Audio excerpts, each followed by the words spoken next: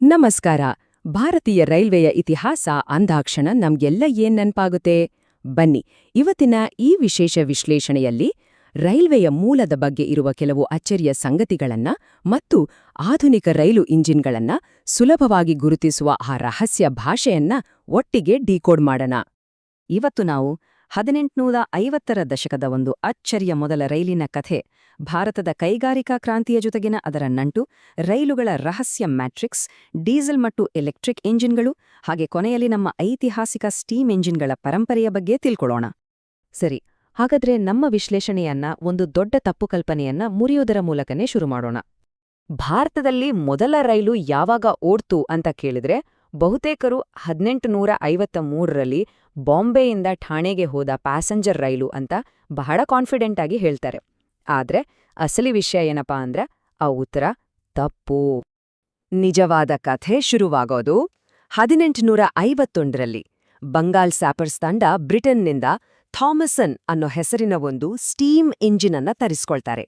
ಗಂಗಾ ಕಾಲುವೆ ಯೋಜನೆಗಾಗಿ ಮಣ್ಣು ಸಾಗಿಸಲು ಇದನ್ನ ಬಳಸಲಾಯಿತು.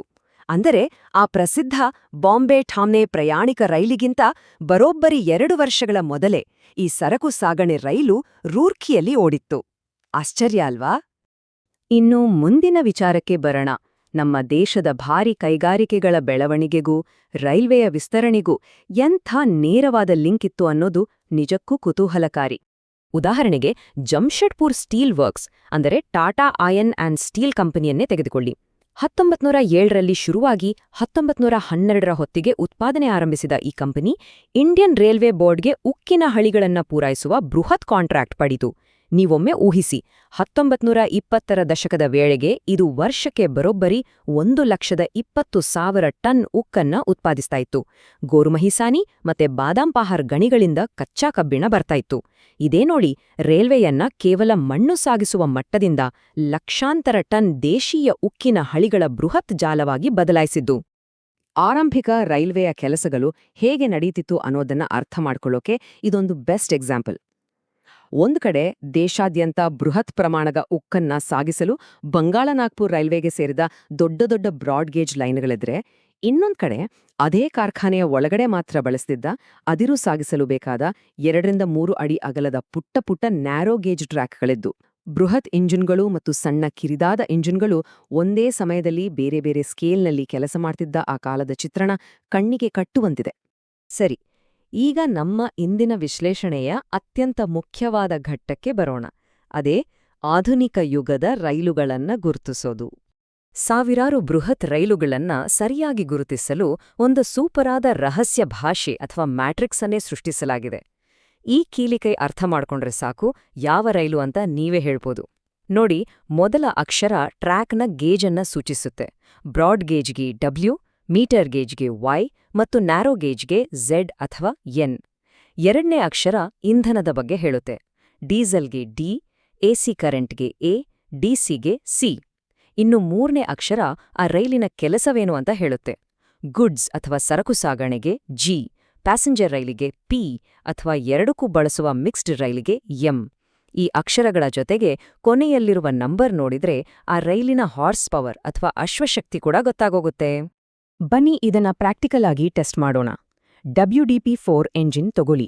ಇಲ್ಲಿ ಡಬ್ಲ್ಯೂ ಅಂದ್ರೆ ಬ್ರಾಡ್ ಗೇಜ್, ಡಿ ಅಂದ್ರೆ ಡೀಸೆಲ್, ಪಿ ಅಂದ್ರೆ ಪ್ಯಾಸೆಂಜರ್ ರೈಲು ಮತ್ತು 4 ಅಂದ್ರೆ ಅದು 4000 ಅಶ್ವಶಕ್ತಿಯನ್ನ ಹೊಂದಿದೆ ಅಂತ ಅರ್ಥ. ಇಷ್ಟೊಂದು ಸಿಂಪಲ್ ಅಲ್ವಾ? ಮುಂದಿನ ಬಾರಿ ನೀವೆಲ್ಲರೂ ರೈಲ್ವೆ ಸ್ಟೇಷನ್ನಲ್ಲಿ ನಿಂತಾಗ ಎಂಜಿನ್ ಮೇಲಿರೋ ಅಕ್ಷರ ನೋಡಿ ನೀವೇ ಅದನ್ನ ಈಸಿಯಾಗಿ ಡಿಕೋಡ್ ಮಾಡ್ಬೋದು. ಈಗ ಇಡೀ ದೇಶವನ್ನೇ ಬೆಸೆಯುತ್ತಿರುವ ಎಲೆಕ್ಟ್ರಿಕ್ ಮತ್ತು ಡೀಸೆಲ್ ಎಂಜಿನ್ಗಳಲ್ಲಿ ಈ ಲಾಜಿಕ್ ಹೇಗೆ ಅಪ್ಲೈ ಆಗುತ್ತೆ ಅಂತ ನೋಡೋಣ. ನಮ್ಮ ಬ್ರಾಡ್ಗೇಜ್ ಎಸಿ ಪ್ಯಾಸೆಂಜರ್ ಇಂಜಿನ್ಗಳು ಎಷ್ಟು ಡೆವಲಪ್ ಆಗಿವೆ ಅನ್ನೋದಕ್ಕೆ ಇದೇ ಸಾಕ್ಷಿ. ಒಂದು ಕಡೆ 5450 ಹಾರ್ಸ್ ಪವರ್ನ WAP-5 ಇಂಜಿನ್ ಇದ್ರೆ, ಇನ್ನೊಂದು ಕಡೆ ಅದರ ಮುಂದಿನ ವರ್ಷನ್ ಆಗಿ ಬರೋಬ್ಬರಿ 6250 ಹಾರ್ಸ್ ಪವರ್ನ ಅತ್ಯಂತ ಶಕ್ತಿಶಾಲಿ WAP-7 ಇಂಜಿನ್ ನಮ್ಮಲ್ಲಿದೆ. ತಂತ್ರಜ್ಞಾನದ ಓಟ ಅಂದ್ರೆ ಇದೆ ಅಲ್ವಾ? ಇನ್ನು ಸಾವಿರಾರು ಟನ್ ತೂಕದ ಭಾರ ಎಳೆಯೋಕೆ ನಮ್ಮ ಸರಕು ವಿಭಾಗದ ಜಿ ಕ್ಲಾಸ್ನ WAG-5 ಸಿರಿಣಿ ಇದೆ. 3850 ಹಾರ್ಸ್ ಪವರ್ನ ಈ ಬೃಹತ್ ಇಂಜಿನ್ ಭಾರತೀಯ ರೈಲ್ವೆಯ one of the most successful electric design ಅಂತಾನೆ ಹೇಳ್ಬಹುದು. ನಿಮಗ್ ಗೊತ್ತಾ, ಇಂತಹ 1100ಕ್ಕೂ ಹೆಚ್ಚು ಇಂಜಿನ್ಗಳನ್ನ ನಿರ್ಮಿಸಲಾಗಿದೆ. ಇಲ್ಲೊಂದು ಇಂಟ್ರೆಸ್ಟಿಂಗ್ ಫ್ಯಾಕ್ಟ್ ಇದೆ. ನಮ್ಮ ಡಿಕೋಡರ್ ಮ್ಯಾಟ್ರಿಕ್ಸ್ನಲ್ಲಿ ಬರುವ ಸಿ ಅಕ್ಷರ ಇದೆಯಲ್ಲ, ಅಂದ್ರೆ ಡಿಸಿ ಎಲೆಕ್ಟ್ರಿಕ್ ಟ್ರಾಕ್ಷನ್. WCM ಸರಣಿಯ ಈ 1500 ವೋಲ್ಟ್ ಡಿಸಿ ಎಂಜಿನ್ಗಳು ಕೇವಲ ಮುಂಬೈ ಪ್ರದೇಶದ ಸುತ್ತಮುತ್ತ ಮಾತ್ರ ಬಳಸಲಾಗುವ ಒಂದು ಅಪರೂಪದ ಹೆರಿಟೇಜ್ ತಂತ್ರಜ್ಞಾನ.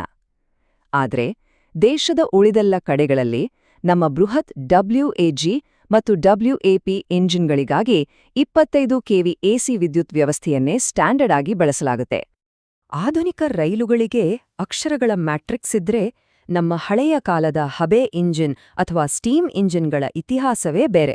ಬನ್ನಿ, ನಮ್ಮ ಆ ಅದ್ಭುತ ಪರಂಪರೆಯನ್ನ ಹೇಗೆ ಉಳಿಸಿಕೊಳ್ಳಲಾಗಿದೆ ಅಂತ ನೋಡೋಣ. ಇವತ್ತಿಗೂ ಜೀವಂತವಾಗಿರೋ ಕೆಲವು ಲೆಜೆಂಡರಿ ಸ್ಟೀಮ್ ಇಂಜಿನ್ಗಳನ್ನ ನಾವಿಲ್ಲಿ ನೋಡ್ಬೋದು. 1855ರಲ್ಲಿ ನಿರ್ಮಿಸಲಾದ ಫೇರಿ ಕ್ವೀನ್ ಇರ್ಬೋದು, 1947ರ ಶಹನ್ಶಾ, 1943ರ ವಿರಾಟ್ ಅಥವಾ 1965ರ ಅಕ್ಬರ್ ಇಂಜಿನ್ಗಳು ಇಂದಿಗೂ ಕೂಡ ಸುಸ್ಥಿತಿಯಲ್ಲಿವೆ. ರೇವಾರಿಯ ಸ್ಟೀಮ್ ಶೆಡ್ನಲ್ಲಿ ಇವುಗಳನ್ನ ಕಣ್ಣಿಗೆ ಅಂಟಿಸ್ಕೊಂಡಾಗೆ ಕಾಪಾಡಲಾಗ್ತಿದೆ. ಮುಖ್ಯವಾಗಿ ಇವು ಇಂದಿಗೂ ತಮ್ಮ ಒರಿಜಿನಲ್ ಕ್ಲಾಸ್ ಹೆಸರುಗಳಾದ WP ಮುಂತಾದವುಗಳನ್ನ ಹೆಮ್ಮೆಯಿಂದ ಉಳಿಸ್ಕೊಂಡಿವೆ. ಒಮ್ಮೆ ಆ ಕಾಲಕ್ಕೆ ಹೋಗಿ ಬರೋಣ. ಆಗ್ರಾ ನಿಲ್ದಾಣದಲ್ಲಿ ನೀರು ತುಂಬಿಸಿಕೊಳ್ತಾ ಇರೋ ಈ WG ಮತ್ತು WP ಕ್ಲಾಸ್ ಸ್ಟೀಮ್ ಇಂಜಿನ್ಗಳನ್ನ ನೋಡಿದ್ರೆ, ಈಗಿನ ಈ ಆಧುನಿಕ ಡಿಕೋಡರ್ ಮ್ಯಾಟ್ರಿಕ್ಸ್ ಬರೋಕ್ಕೂ ಮುಂಚೆ ಇದ್ದ ಆ ಸುವರ್ಣ ಯುಗ ಕಣ್ಮುಂದೆ ಬಂದು ನಿಲ್ಲುತ್ತೆ, ಖಂಡಿತ. ಆದರೆ ಈ ಹಳೆಯ ಇಂಜಿನ್ಗಳನ್ನ ಉಳಿಸ್ಕೊಳ್ಳೋದು ಅಷ್ಟು ಸುಲಭ ಅಲ್ಲ. ಈಗಿನ ಮಾಲಿನ್ಯ ನಿಯಮಗಳನ್ನು ಕೂಡ ಫಾಲೋ ಮಾಡ್ಬೇಕಲ್ವಾ? ಅದಕ್ಕೆ ನೀಲಗಿರಿ ಮೌಂಟೇನ್ ರೈಲ್ವೆಯ ಎಕ್ಸ್ ಕ್ಲಾಸ್ ಇಂಜಿನ್ಗಳಲ್ಲಿ ಒಂದು ಅದ್ಭುತವಾದ ಇಂಧನ ವಿಕಾಸ ನಡೀತಿದೆ. 1918ರಲ್ಲಿ ಈ ಸ್ವಿಸ್ ನಿರ್ಮಿತ ಇಂಜಿನ್ಗಳು ಕಲ್ಲಿದ್ದಲಿನಿಂದ ಓಡ್ತಾ ಇದ್ವು. ಆಮೇಲೆ 1949ರ ಹೊತ್ತಿಗೆ ಫರ್ನೇಸ್ ಆಯಿಲ್ಗೆ ಶಿಫ್ಟ್ ಆದ್ವು. ಈಗ ಪರಿಸರ ಕಾಪಾಡೋ ಉದ್ದೇಶದಿಂದ ಸಲ್ಫರ್ ಮಾಲಿನ್ಯ ನಿಯಮಗಳನ್ನ ಪಾಲಿಸಲು ಇವುಗಳನ್ನ ಹೈ ಸ್ಪೀಡ್ ಡೀಸೆಲ್ ಅಥವಾ HST ಇಂಧನಕ್ಕೆ ತಕ್ಕಂತೆ ನವೀಕರಿಸಲಾಗ್ತಿದೆ. ಹೆರಿಟೇಜ್ ಮತ್ತೆ ಟೆಕ್ನಾಲಜಿ ಎರಡನ್ನೂ ಬ್ಯಾಲೆನ್ಸ್ ಮಾಡೋದು ಅಂದ್ರೆ ಇದೇ ಅಲ್ವಾ?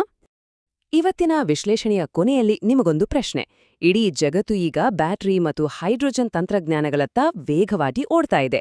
ಹಾಗಾದ್ರೆ ಈ ನಮ್ಮ ರೈಲ್ವೆ ಅಕ್ಷರಮಾಲೆಗೆ ಭವಿಷ್ಯದಲ್ಲಿ ಯಾವ ಹೊಸ ಅಕ್ಷರಗಳು ಸೇರ್ಪಡೆ ಆಗ್ಬೋದು?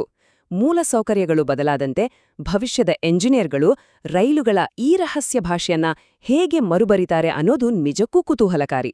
ಈ ಬಗ್ಗೆ ಒಂದ್ಸಲ ಯೋಚನೆ ಮಾಡಿ. ಈ ಇಂಟ್ರೆಸ್ಟಿಂಗ್ ಮಾಹಿತಿಯನ್ನ ಇಲ್ಲಿಗೆ ಮುಗಿಸೋಣ.